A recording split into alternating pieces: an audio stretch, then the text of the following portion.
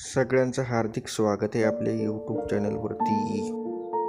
ज्या ठिकाणी वातावरणात धुकारलेलं वातावरण आहे, त्याचबरोबर मधोमध थंडीचा गार वारा, अशा प्रतिकूल वातावरणात सुद्धा बगळे या ठिकाणी जमा होऊन आपले अन्न गायीच्या माध्यमातून जंगलात शोधत आहेत. कधी त्यांना शत्रूची चाहूल लागली किंवा त्यांच्यावर हमला होईल असे वाटल्यास ते या ठिकाणी उडून जातात.